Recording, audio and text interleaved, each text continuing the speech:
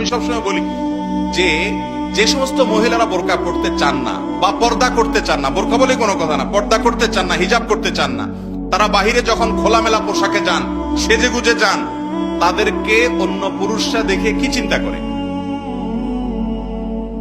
পরপুরুষ গায়ের মাহরামরা একজন সুন্দরী নারী বা একজন যুবতী নারী সাজগোজ করে যদি বাহিরে আসে, খোলামেলা পোশাক আশাকে চলাফেরা করে, যত পুরুষ তাকে দেখে কি চিন্তা করে?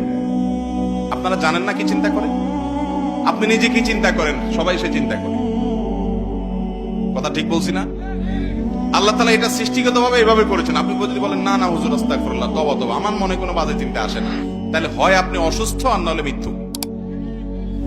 হয় আপনার ডাক্তার দেখানো দরকার, আপনার শরীরে সমস্যা আছে, আর না হয় আপনি মৃত্যু। 3 নম্বরটা হওয়ার কোনো সম্ভাবনা নাই।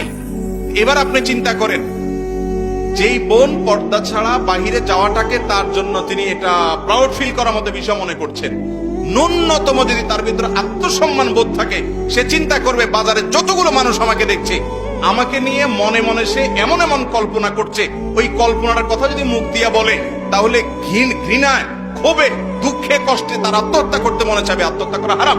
বুঝাইতে চাইলাম যে সে নিজেকে শেষ করে দিতে মনে চাইবে, এত জঘন্য খারাপ লাগবে তার কাছে।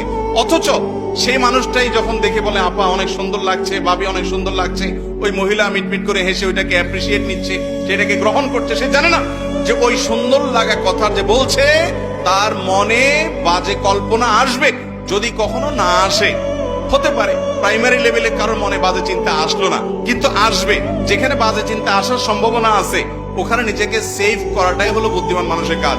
একটা জায়গায় ধরেন এখানে বিদ্যুতের লাইন আছে এবং এখানে বিদ্যুতের হাই ভোল্টেজ লাইন আছে, হাত লাগলে সাথে সাথে শক্ট হয়ে মারা যাওয়ার ভয় আছে। এই মুহূর্তে বিদ্যুৎ নাই, কারেন্ট নাই, চলে গেছে, তারপরও আমি সেখানে হাত দেবো না। কেন? কারণ এখন বিদ্যুৎ নাই, যে কোনো মুহূর্তে এসে যাবে। কোন পুরুষ কোন নারীকে দেখার পর এই মুহূর্তে হয়তো তার মনে বাজে চিন্তা আসছে না, হয়তো অন্য কোনো টেনশনে আছে বেচারা, তার মনে বাজে চিন্তা এই মুহূর্তে আসলো না, কিন্তু আসতে বাধ্য। যদি তার গায়ের মাহরাম মহিলা হয়, তাহলে তার মনে সবসময় পবিত্র চিন্তা আসবে না, একটা সময় বাজে চিন্তা আসবে। এই ভয়াবহ দিকটার কারণে একজন নারী পর্দা করবেন। তিনি পর্দা করবেন তার প্রোটেকশনের জন্য। আমি সবসময় বলি ভাই, মাননীয় মহামান্য রাষ্ট্রপতি তিনি চাইলেই কি যে কোনো জায়গায় যাইতে পারেন? যদি আমাদের মহামান্য